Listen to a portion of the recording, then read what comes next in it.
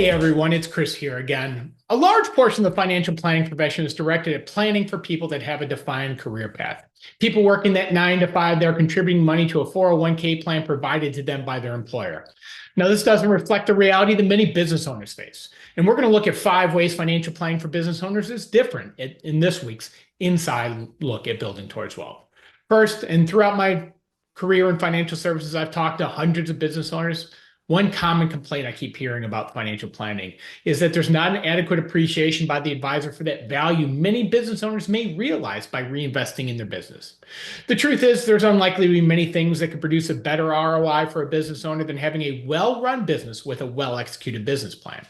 There's a very good case for them to place most, but not all of their net worth into their business. Now, business owners should definitely diversify and hold assets that are non-business related, but that flywheel of wealth generation for a business owner usually propelled by the business. The second way it differs is that there needs to be an accurate business valuation. We need to have that reasonable business valuation in place for planning purposes. Without a valuation in place, you can't really do accurate planning. Now, a formal business valuation may cost upwards of $15,000 or more. This type of valuation is not necessary for early purposes, although it might be necessary later.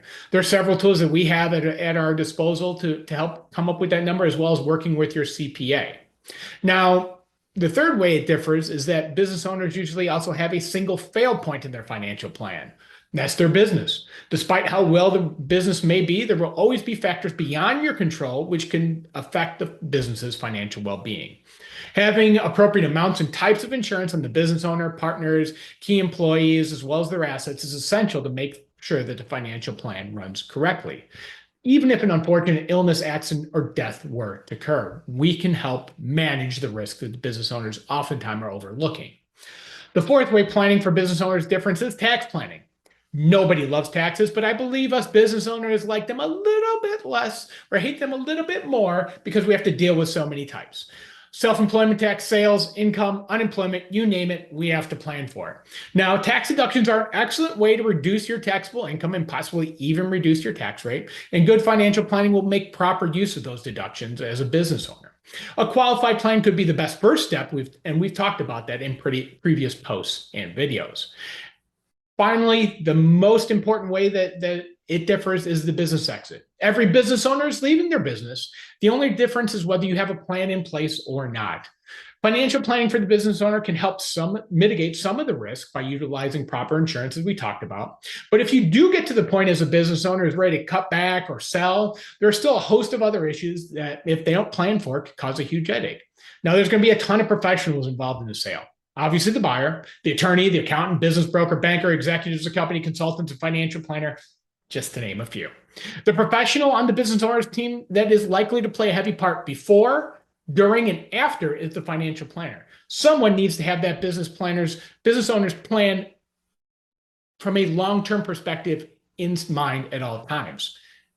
It should be, in my opinion, the financial planner. It's like a football team. You could have all-stars in every single position, but if you're not playing out of the same playbook, doesn't matter. The client is the owner of the team, but someone's got to be the coach on the field. Now, the planner can also help level set the business owner for what's reasonable in retirement. And that's to make sure that you've done enough outside of the business sale to have a successful retirement. Help make sure there are not any tax surprises after the sale, as well as a host of other services to the client.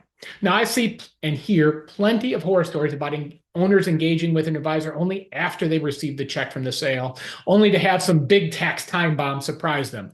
Nobody likes that surprise. There are several ways a good financial plan can benefit the business owner and several ways it differs from conventional financial planning. Now, you can do any of these things on your own, just like you can climb Mount Everest on your own. Just know that it isn't easy and there is help if you need it. I've been Christopher Klepp, and this has been your Bridge Towards Wealth.